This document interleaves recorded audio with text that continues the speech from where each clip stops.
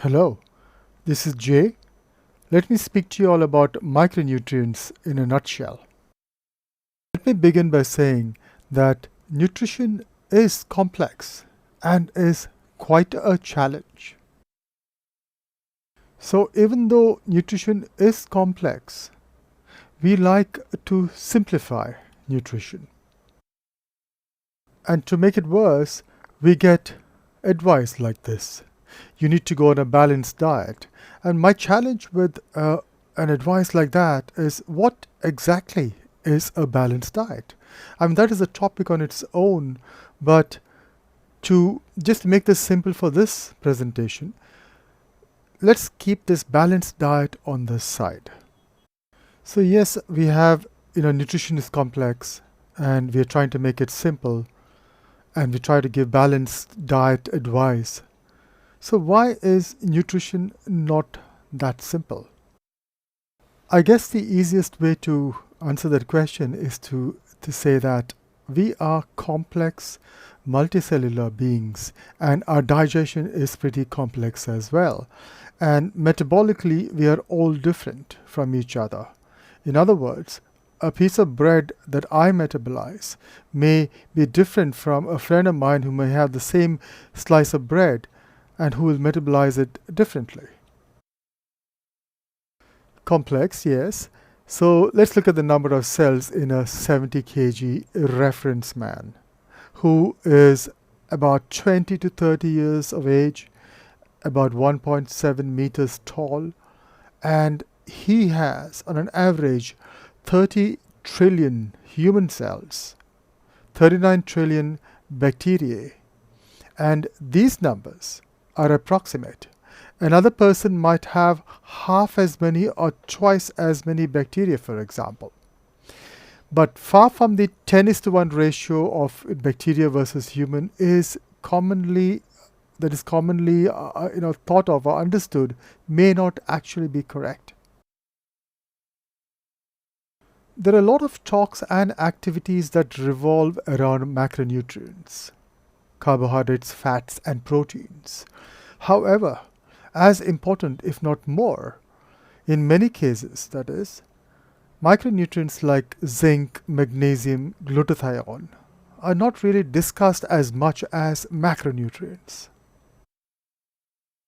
So micronutrients, as the name suggests, micro, small, nutrients of nutrients. So micronutrients, which are required in smaller amount when compared to macronutrients, are intricately involved in several biochemical pathways with dedicated functions, and also are interlinked in complex networks that maintain homeostasis.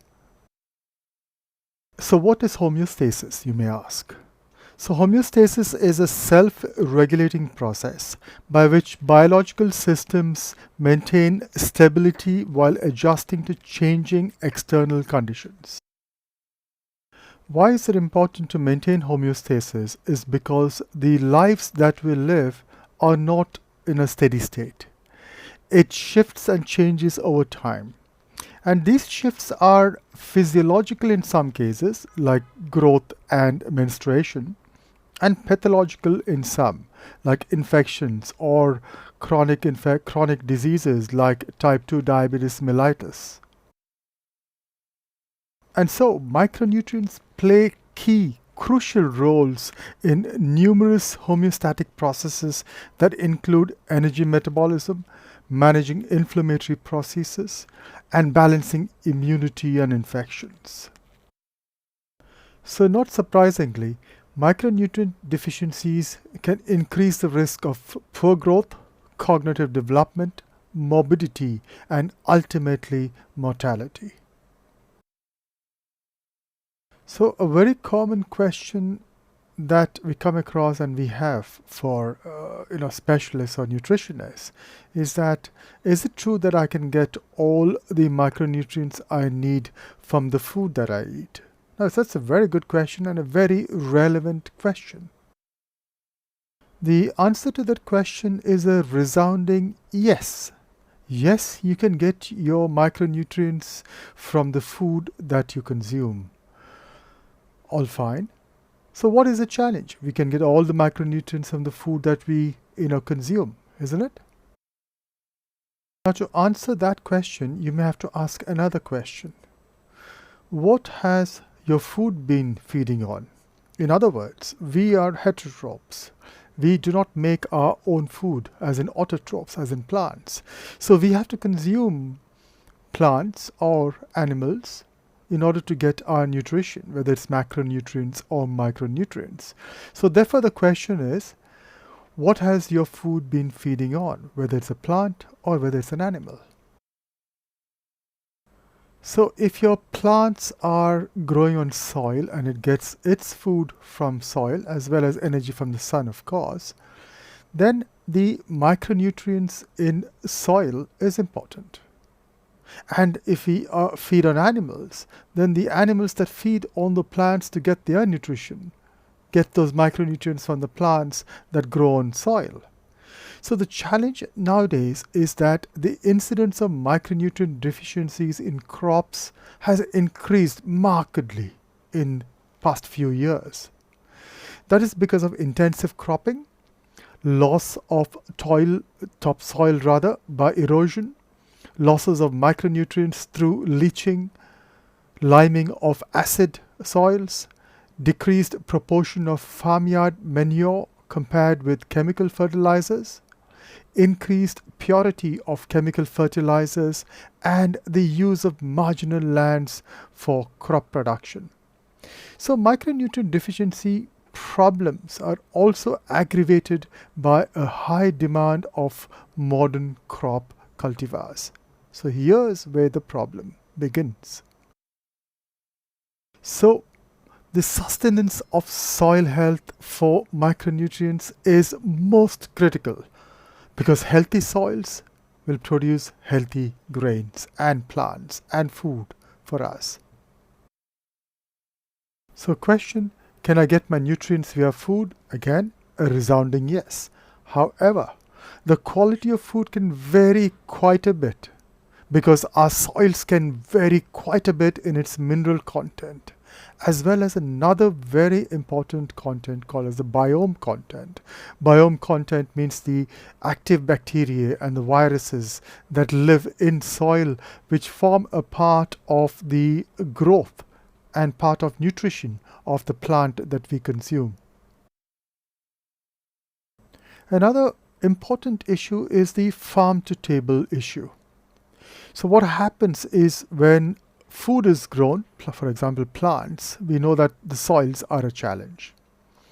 Poor conditions of soil, zinc and many other micronutrients. So there's poor quality of feeds for cattle if you consume animals. And then there is the whole arduous journey of that food that has to get to your table. And that undergoes through many changes, a lot of food degradation on the way, because that food has to go through a complex transportation system, where you can have unhygienic conditions, where you can have food that are kept in temperature uncontrolled or non-temperature controlled areas, and then it arrives in your stall where you buy your food from. It is kept there for some time, maybe in the open, and then we pick it up from there. And if we at least cook it immediately, great. So it's a little shorter period, right? But then most of the times we take that and put it back in our fridge, again stored there. That may be a lot more hygienic than the marketplace, but still, it's time. And what happens therefore is this huge journey that if your food has to find its way through farm to your table. And that is a very crucial part of what happens to your food. Other than the food finding its way to your table, we have guidelines. Guidelines such as recommended dietary allowances of micronutrients and macronutrients as well. And we need to understand that these dietary allowances were based on information and research to prevent symptoms of deficiency diseases. For example, vitamin C required to keep away scurvy, right? But it doesn't really tell you how much you need to stay healthy or under a hypervitaminosis range. So RDAs have a challenge. And so there is increasing evidence that higher levels of many micronutrients may be necessary for various DNA maintenance reactions, for example. And that current RDAs, rather, for micronutrients or some micronutrients may be inadequate to protect against genomic instability. So the real issue with RDAs is it may not actually be enough to maintain health. So the point I'm trying to drive in here is that RDAs are useful as guidelines, but one has to remember that RDA, or recommended daily allowance, is minimal dietary allowance. You need that much minimum. It is not the maximum dietary allowance. And that shift in thinking is very, very important. So now the question is, which are the micronutrients that I need? So here is a list of micronutrients, and this may actually change over time. At this point, this list was picked up from a presentation by Professor Ames, fantastic researcher, very good work. And I've added a few more to his list, but this is a tall order. And this is a challenge because one has to understand that these micronutrients are crucial to health. And how much and where do we get these micronutrients from? This dialogue has to start somewhere. It is not just taking food and getting micronutrients through food, but actually maybe supplementing many of these micronutrients rather.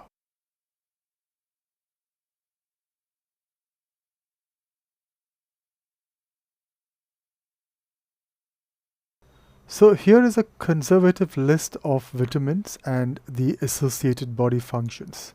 This is not the ultimate list. There are lots more and a lot more complex. But just let's look at these. For example, vitamin A is important for eyes, immune system, skin, genes, as well as growth. Vitamin D, skin, intestines, kidneys, bones. Vitamin E, antioxidant.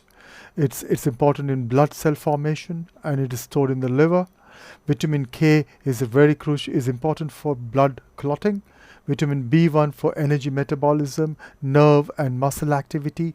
Vitamin B2, energy metabolism, growth and reproduction, for vision. Vitamin B3, energy metabolism, neurological processes. Vitamin B5 for skin and hair, wound healing and blood lipid profiles, or improving blood lipid profiles rather. Vitamin B6 for nerve activity, blood formation and for DNA or DNA health. Vitamin B7, hair, nails and skin. Vitamin B9 for DNA synthesis. Vitamin B12 for nerve activity and neurotransmission. Vitamin C it's important as an antioxidant. It's important for iron absorption. It's important to maintain immune systems. And choline for nerve activity and gene expression. Now, as I mentioned, this is a very conservative list of vitamins and their associated body functions.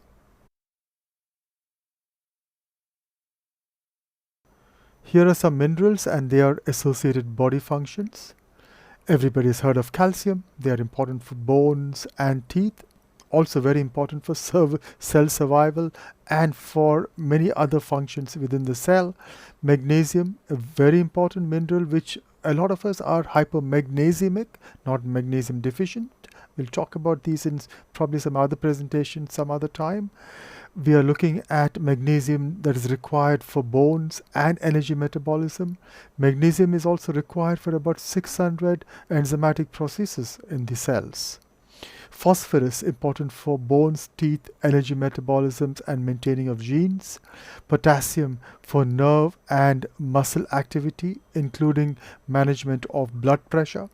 Chromium, metabolizing starches and fat and for improving or managing insulin activity. Copper for energy metabolism and blood formation. Fluoride, or very important for teeth and bones. Iodine for thyroid functions. You can't get enough of iodine, but that's very important to understand that iodine is a challenge these days, even with supplementation of food that we eat with iodine, for example, iodized salt. Iron for blood production, also managing your hair and skin. Selenium, which is a very important antioxidant, and zinc on this list, which is very important for gene expression and immune function. Here is some information about micronutrients from the Linus Pauling Institute, a fantastic site to go to. The link is here on the right corner of the screen, and they give you the micronutrient and its functions, which we've been through some time back. Common sources, for example, vitamin A has retinol in beef, liver, fortified cereals, eggs, butter, fortified milk. Beta carotene in sweet potatoes, pumpkins, carrots, cantaloupes, mangoes, spinach, broccoli, kale, collards, butternut squash. And the recommended intake of vitamin A, retinol, for example, in men, 900 micrograms of retinol activity equivalents, RAE, women 700 micrograms, when women are pregnant 770 micrograms, and during breastfeeding a higher quantity of 1300 micrograms are required. And these are recommendations. The same for thiamine, B1, riboflavin, niacin, pantothenic acid, and B6, all given here in this slide.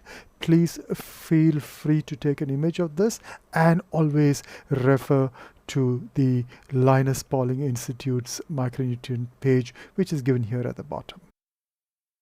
Here are some more micronutrients that are listed in the Institute's page. Please go ahead and have a look at them and refer to the link itself, because they may have updated these micronutrient lists and the requirements.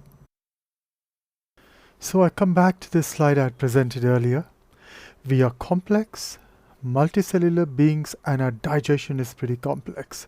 So which also means that a food that gives micronutrients to one person may not provide the same amount of micronutrients to another, because of the change in the environment or microenvironment in the body, the amount of acid in the stomach, the type of bacteria one has in the large intestine. And so these issues have to be looked into when you look at micronutrients. Complex, but doable. Thank you.